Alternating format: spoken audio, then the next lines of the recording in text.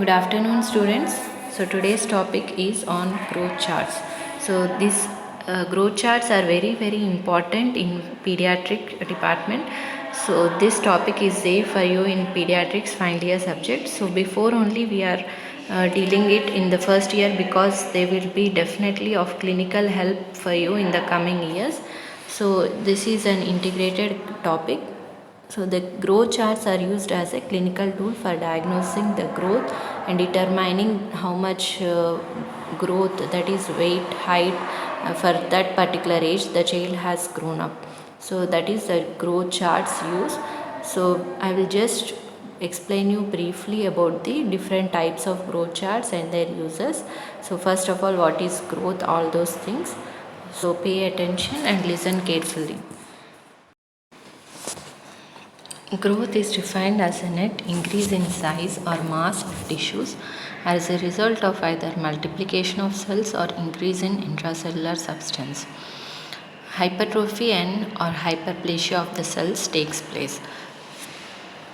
Fetal growth is by fetal, placental and maternal factors. Under normal environment, fetus grows as per its inherent growth potential to an appropriate size of newborn. And postnatal growth is influenced by genetic potential and various internal and external factors. Therefore, growth monitoring is important to detect the deviation from normal. So, a growth chart. So, how to monitor the growth means by means of growth charts. It is a graphic design of growth reference presented as a visual display for clinical use. So it is a graphical design of growth reference which is presented as visual display for using clinically.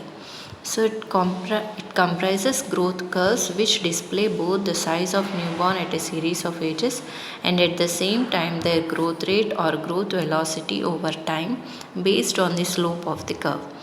The charts have become an important tool in child health screening and pediatric clinical workup. So a statistical summary of anthropometry in a reference group of children is called growth reference. So it is usually presented as the frequency distribution at different ages and representative of some geographic region at a particular time. Example, Great Britain in 1990. And it involves the mean and SD or alternatively median and selected centiles conditioned usually on age and sex. It describes how children grow and to establish whether or not their measurements are typical of the reference group.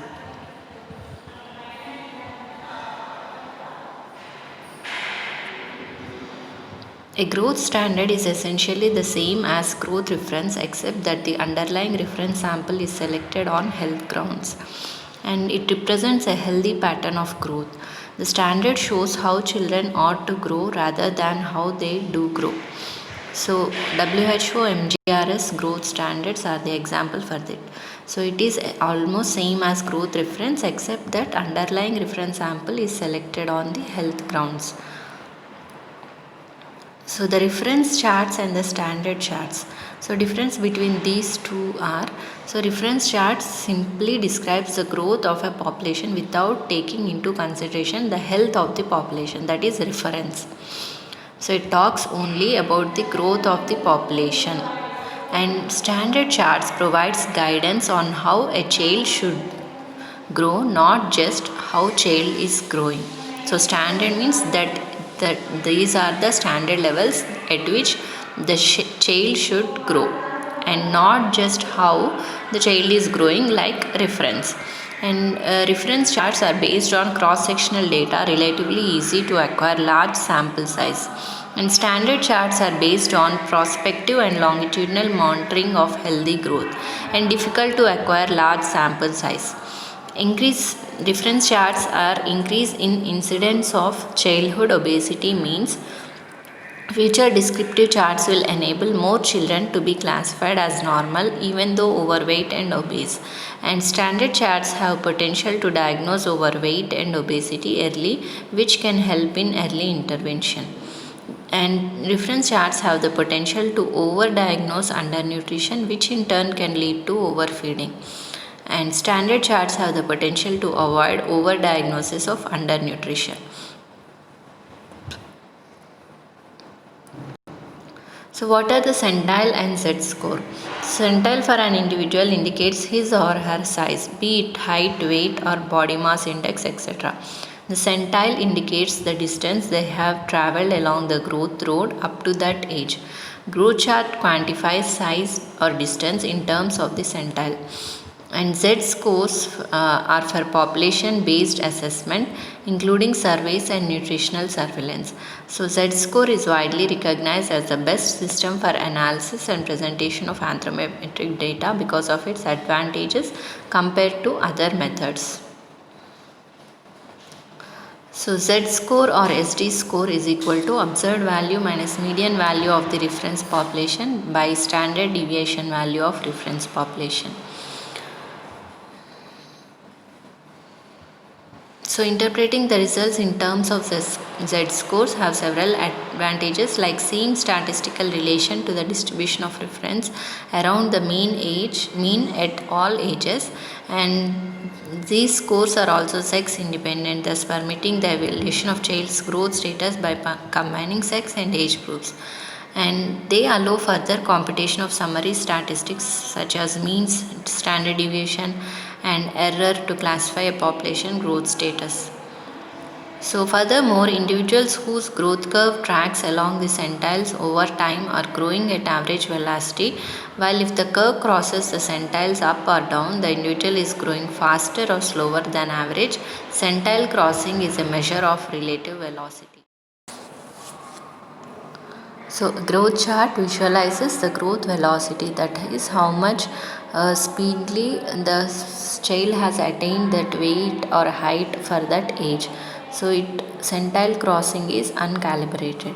So, centile is how much quantity the child is growing at that velocity for that particular age. So, this is formulas for growth velocity. And coming to the anthropometric measurements.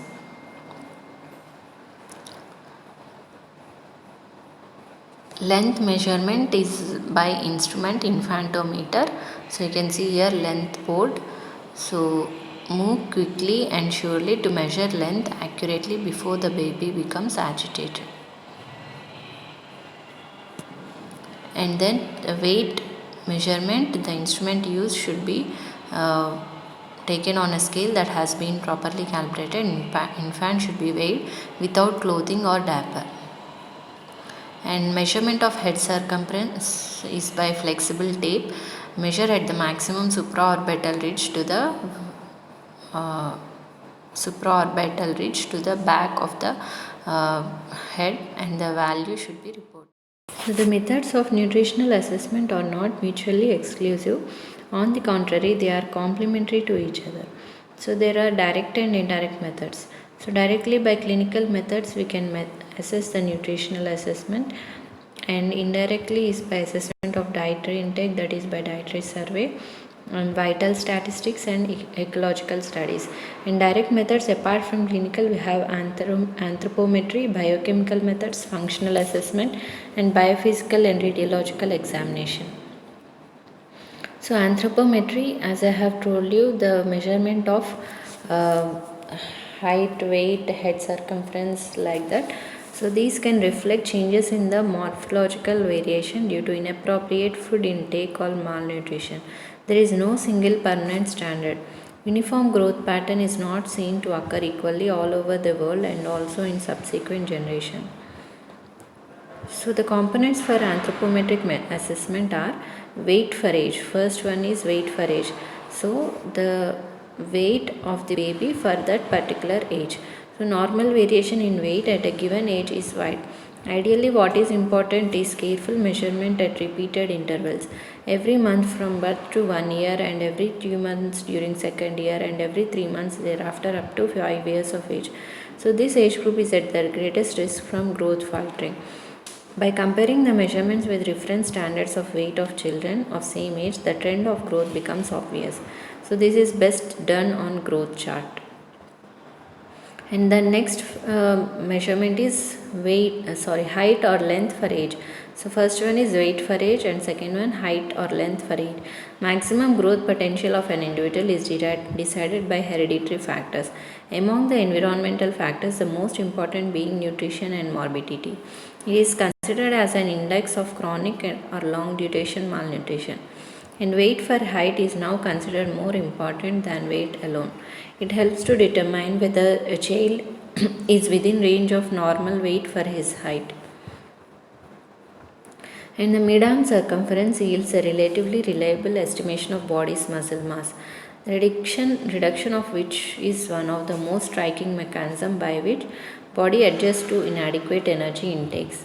An arm circumference cannot be used before the age of 1 year, and between the ages of 1 and 5 years it hardly varies. So the scales of measurement, z-scores, percentiles and percent of median, I have told you in the previous slides. Z-score or standard deviation score, it is the deviation of value for an individual from median value of reference population divided by the standard deviation for the reference population. So these things will come to you in SPM. And percentile is the rank position of the individual on a given reference distribution, stated in terms of what percentage of group the individual equals or exceeds. And percent of median is a ratio of measured value in the individual, for instance weight, to the median value of the reference data for same age or height expressed as a percentage.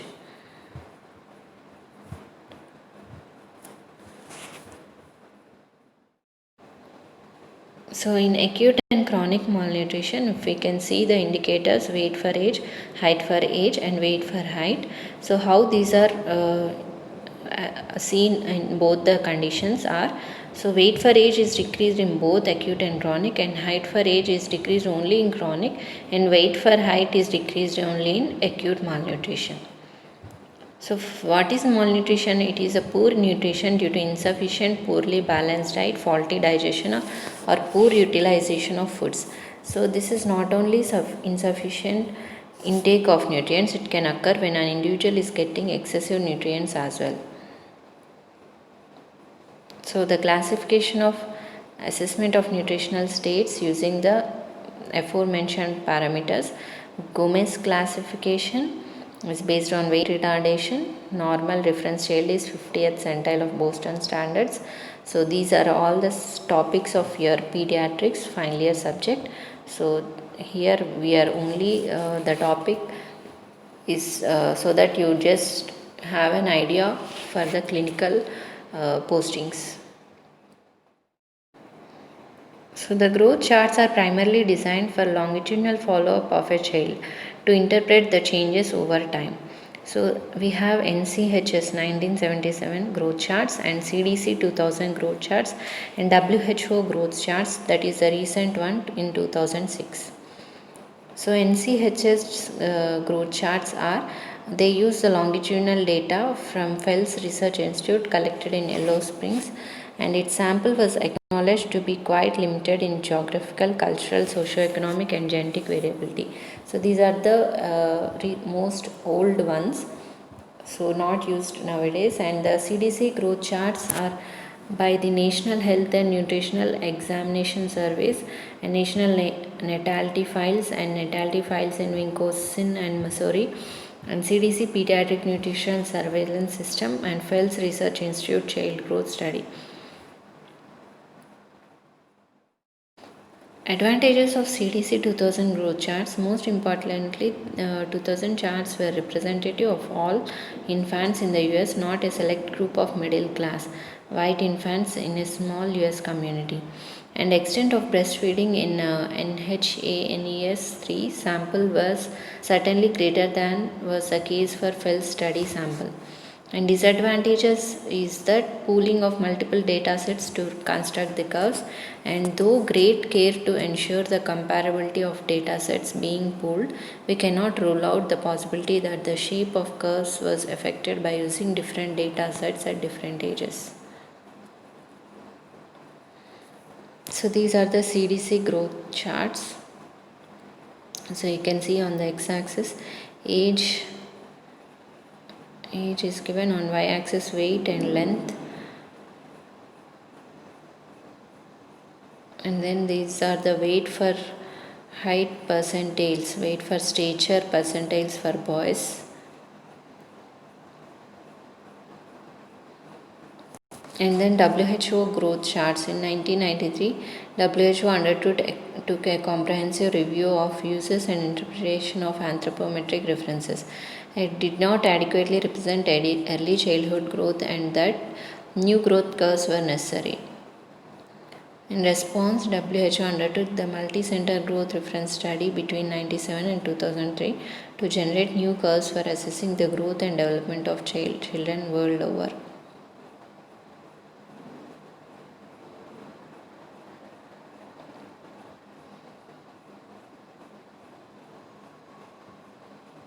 Additional benefits of the new growth standards include: they establish breastfed infants as a model for normal growth and development, and new standards will help better identify the stunted and obese children, and BMI are useful for measuring increasing worldwide epidemic of obesity. And for the assessment, WHO has provided charts for both boys and girls. So, growth indicators are used to assess growth considering a child's age and measurements together. That is length or height for age, weight for length or height, and BMI for age. So, these are the latest WHO growth charts. Length or height for age in boys. So we have to check if the suppose a patient comes, so under which percentile the child is standing. So the normal is the 50th percentile. So again, this is weight for age for boys and BMI for age for boys. So to plot in growth charts, in growth record graphs, some x-axis show age and some show length or height. Plot points on vertical lines corresponding to completed age or to length or height rounded to the nearest whole centimeter. And on y-axis in growth record graphs, y-axis show length or height, weight or BMI. Plot points on or between the horizontal lines corresponding to length or height, weight or BMI as precisely as possible. The point on a graph where the line extended from a measurement on the x-axis intersects with the line extended from a measurement on the y-axis. And interpretation of the plotted graph. So 0 and above 1, above 2, above 3, Z score, and below 1, below 2, below 3. So these are the growth indicators. So if it is above 3, you can see it is overweight, and if it is below 2, 3, it is severely wasted. So when interpreting growth charts, be alert for the following situations which may indicate a problem or suggest risk. A child's growth line crosses a Z growth line and there is a sharp incline or decline in the child's growth line. The child's growth line remains flat, stagnant, that is there is no gain in weight or length or height. So the growth charts used in India. India has adopted the new WHO growth charts in 2006 type in February 2009. These standards are available for both boys and girls below 5 years of age, and a joint mother and child protection card has been developed which provides space for recording. So this card is having all of this family identification, registration, birth record, pregnancy record. So all the details of mother and child has been developed so that we can record all these things. So these are the examples of those cards.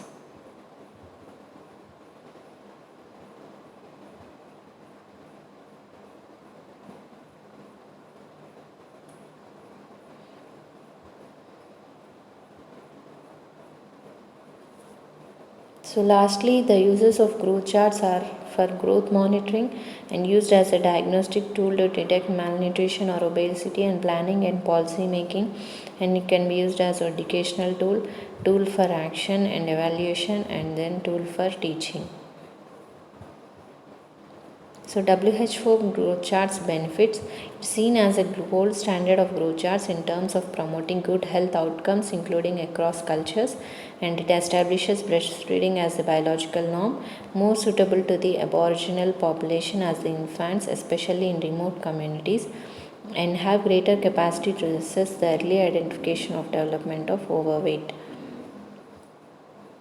So the limitations are do not reflect current feeding practices. Rapid weight gain demonstrated in the breastfed infants first 6 months may not be appropriate for all breastfed babies, and slower than expected growth rates may be interpreted as neglect, especially in aboriginal communities.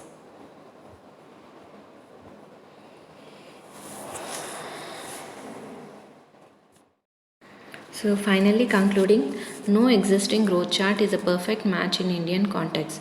So the CDC and WHO growth charts both have their limitations and benefits because of the Indian breastfeeding practices, birth weight and different multicultural population mix. So CDC recommends the WHO charts should be used for children younger than 2, and CDC charts for children aged 2 to 19 years because they can be used continuously up to 20 years, and growth assessments that are not supported by appropriate response programs are not effective in improving child health. So that's all. Thank you all.